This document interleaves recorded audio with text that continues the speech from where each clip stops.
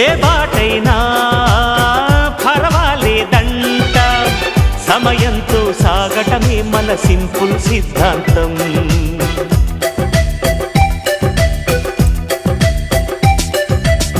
చిరుగాలికి పరిమళమిచ్చే సిరిమల్లెల వనమై ఉందాం, గగనాన్ని నేలను కలిపే హరివిల్లుల బంతెన అవుదాం.